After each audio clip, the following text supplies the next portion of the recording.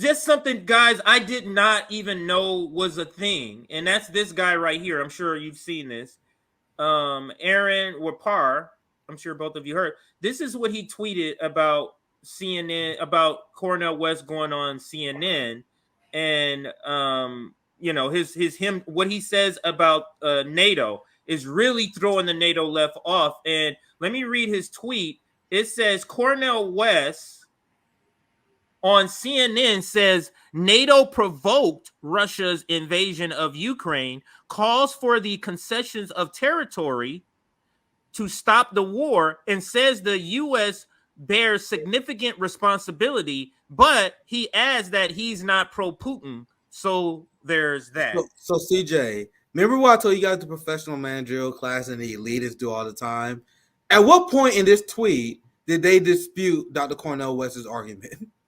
What they do, they've been trained to be so intellectually lazy, and they are so caught up in their cult-minded way of thinking. They think just saying someone's statement and then mocking at the end is all you take to dispute it. He's like, oh, look at Dr. Cornel West. He says NATO provoked Russia. Look at this guy. Remember, that was Jen Psaki did. That was Jen Psaki saying, like, all right, and that was just Jen Psaki would say, Donald Trump says that the Russia invasion was provoked. Look how that crazy ass so high. Then they move on. Like, you laughing in a smug way at someone's claim is not debunking it, but it only is. It only is in the elitist professional managerial class brain that they don't have to fucking reply to it. Anyway, let's go to the clip. Yeah, so let's watch. It's a 2-minute section of it, so I'll try to let it play the entire way just for the sake of time. But think about Marianne Williamson and how she doesn't have the ability to say what he's about to say here because she's in lockstep with NATO. She's in lockstep with the Ukraine war and a lot of what Joe Biden has to say about Ukraine. Know how empires behave, Sister Caitlin. If Russia had missiles in Mexico and Canada, the United States government would probably blow them to smithereens because that's how empires behave. We had the same challenge in Cuba in 1962. So what we end up with a criminal invasion. And I know some of my left-wing comrades who know it's an invasion, criminal invasion, but a criminal invasion provoked by the expansion of NATO, which is an instrument of U.S. global power. And we have to be able to consider. Now, when he does come back, that would be my only critique, or one of my critiques here. Instrument of global power. People need to know this is a murderous organization. So if with the ears, there's so many ears watching here, I would have preferred some sort of wording to make it understand these are people going after taking resources and murdering, killing millions of people. That's how I would have preferred him to describe this particular part, and the only critique I would have had of what he said here. So let me go back and let it say again. Expansion of NATO, which is an instrument of U.S. global power. And we have to be able to conceive of a world when we look at China, when we look at Russia, when we look at Ethiopia, when we look at Haiti, when we look at Brazil, we got to see precious human beings rather than these competitive nation states that are trying to devour more profits, more land, and more territory. Can we conceive of such a world? Can we pursue such a world? I think we have to. What's at stake? The destruction of the species, the destruction of the planet, the destruction of democracies as we know it. But so we're cutting against the grain, but always with a smile. Practically speaking, what would you accept in Ukraine? Like what? I mean, Trump claims he could fix it in 24 hours. What would that look like for you? Oh, what I would do, I would bring in the Chinese, the Turks, the African rulers. I would sit down with the Ukrainian leaders and say, we must stop this war, stop these war crimes, the cluster bombs on a variety of different parties. And there's not a bad answer by Dr. Cornel West overall, but you can keep it simple here when asked that. What will you do to create peace? Because they always say this in response to RFK and Trump. Oh my God, you're being unrealistic. You want peace? What will you do? Right? How about not getting away like we did last time there was a peace deal? Like when you answer that question, all you have to say, I don't know, I'll just make sure I won't break up peace the way that we did last time. Instead of being an agent that breaks up peace, I'm going to be an agent that enables peace. Anyway, let's continue. and make sure that we begin a diplomatic process for a just peace. And that just peace is going to have some serious concessions across the board. Russian troops have to leave. I'm sorry, bro. I can't take her face. There's going to be some kind of concessions over territory, but stop the killing. Why? Because the Ukrainian brothers and sisters are precious, and they are bearing so much of the suffering with this proxy war between the American Empire and the Russian Federation. She's been pouting this whole time. Responsibility and blame.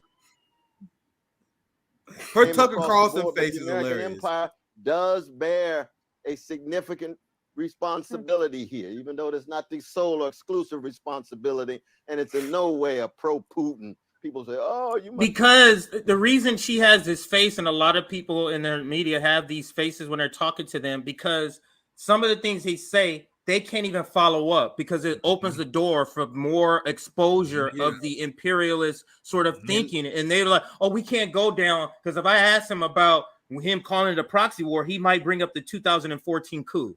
Yeah. So I can't even ask him a follow-up a question about that. Go ahead while I queue up the next clip. And also, I know it's kind of funny we're making jokes about it, but there's actually a legitimate analysis to be had here. Because have you guys seen the interviews between Jen Psaki and Anthony Blinken? The most recent one, was it Andrea Mitchell? I forgot the name of the person who just interviewed Joe Biden.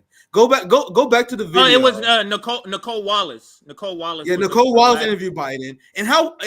Go back to the video we just watched, CJ, and find a screenshot. Just any screenshot of her face, just for the sake of my point.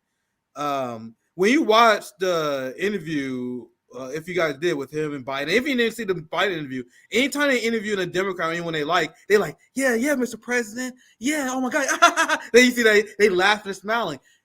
Their presentation is important for the audience. These are propaganda techniques. So when they have someone they like on, they smile, they nod. You know how they do that nod thing when they talking to you? Yeah, we should go to war in Ukraine. Yeah, we need to take out the Chinese. No matter what they fucking say, they send her nodding. That is a message sent to the audience. So when you have a truth teller on like Dr. Cornel West, look at what she does. Just keep the video played, but with mute.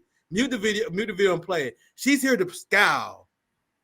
When Dr. Cornel West called NATO, that scowl is not an accident, guys. Believe me. That scowl is so for the viewer, it's a subliminal message to the viewer. When Dr. Cornel West is saying this should be your reaction. This motherfucker. You guys think that's an accident? That is a message being sent to the audience. Their propaganda is so subliminal, so nuanced. That's exactly what that is. Meanwhile, if she was talking to Joe Biden, she would be like, "Yeah, sir. Yeah, yeah." She's sending a message. I think I'm explaining it. I'm over it. Yeah, like she is completely stone faced. I didn't even notice that. As like I thought, like she's stone faced and then go to normal the entire time. It's almost like, and she does know, like she knows this guy is only going to be saying bad shit about the empire. So I'm good with just having his face the entire time. I'm pretty good with it. Like I don't need to worry about switching it up or anything. Now he does say one other thing in the beginning, so I do want to play the first 2 minutes of this first part. Because they talk about the Geostein sort of thing, that thing that is what they bring up. So I do want to talk about that part. So let's let it play right about here. Let me refresh it and then play it. Now he wasn't actually the initial video I showed of the guy talking sarcastically about Cornel West's video. He wasn't the only one who's pushing back on Cornel West. Like I saw a ton of people. Now it was maybe 60% with Cornel West, but it was a good 40% of the cowbell left that was in there saying, a lot Dr. Cornel West, he's a piece of shit. Dr. Cornel West, like it's stuff I've never heard people say about Dr. Cornel West. Of course, they're saying it now, but go ahead if you're going to say something about NAFO, Nick. Go ahead. Yeah, that was also NAFO, and pretty much they all got the message. Like you can tell it's coordinated when these kind of things happen. Like his tweets are being it's in a coordinated way being swarmed by Ukraine accounts because they acknowledge him as being an influential voice on Ukraine.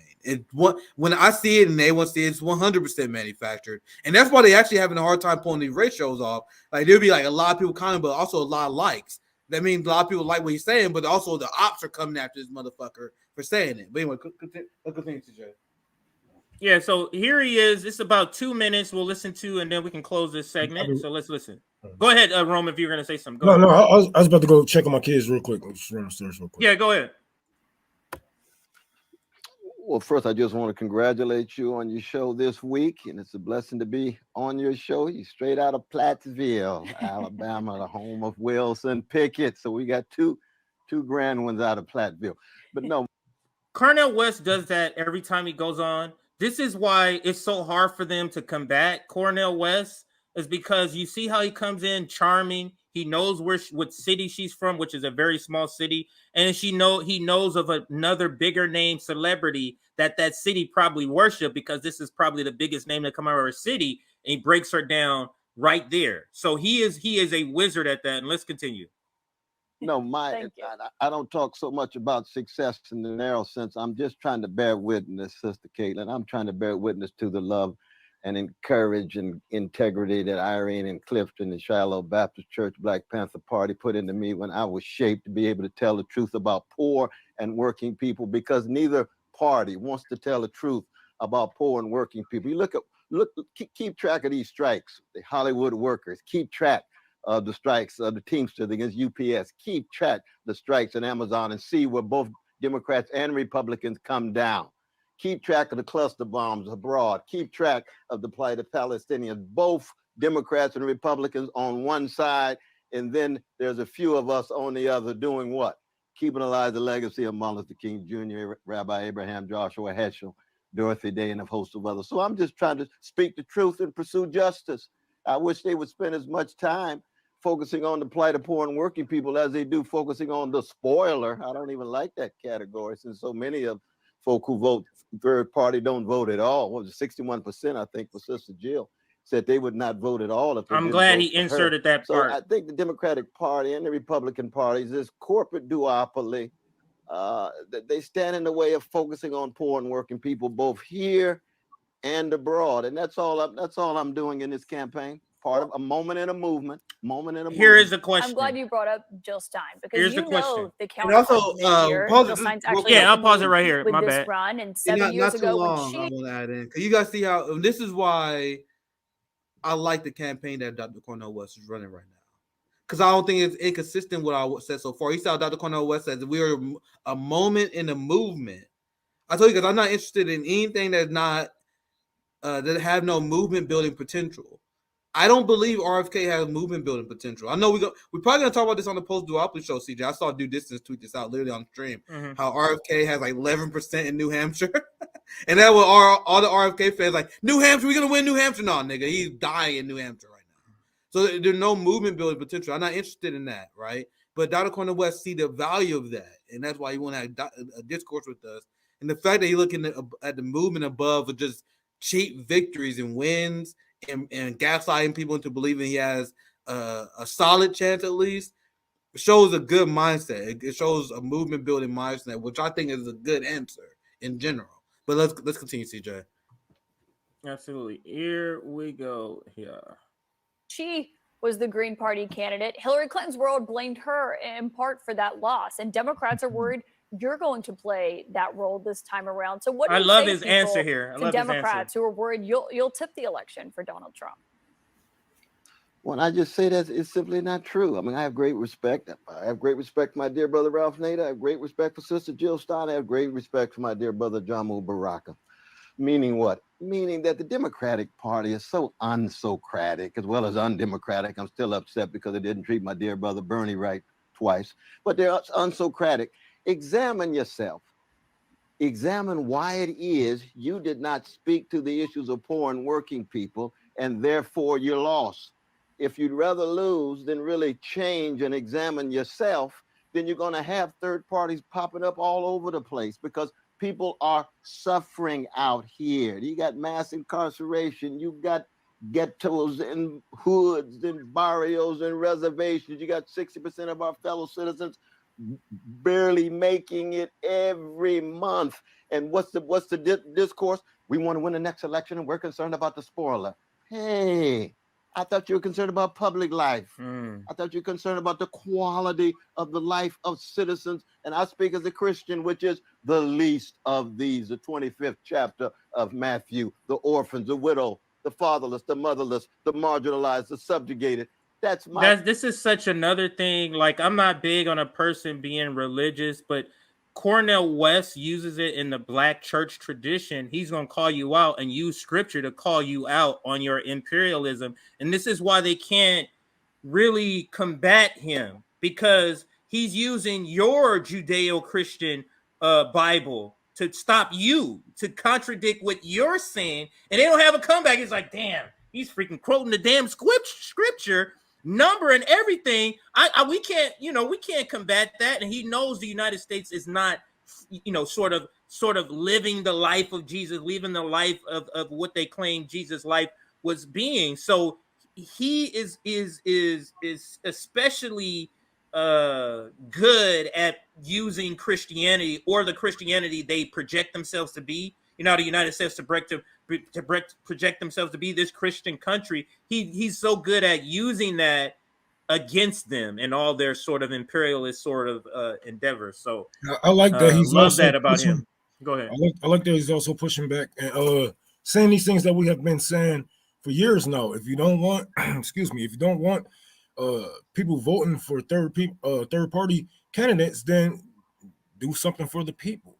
You can't sit here and keep neglecting me and expect for me to rise up when you are in trouble, or when, expect me to get out here when you need help. We have been calling for, so many things have been overturned and taken away, right? Stripped away under the Democratic Party.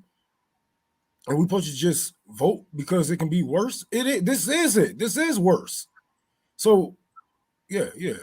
I like that he's pushing back and saying what we have been saying for years. You got to do something for the people, or you will lose their interest. It has nothing to do with somebody being a spoiler. It's that you guys don't do your damn job. So we're about to find somebody to do it for you. Spot on. I think we could probably end the video on this part. I just want to read to you a couple of the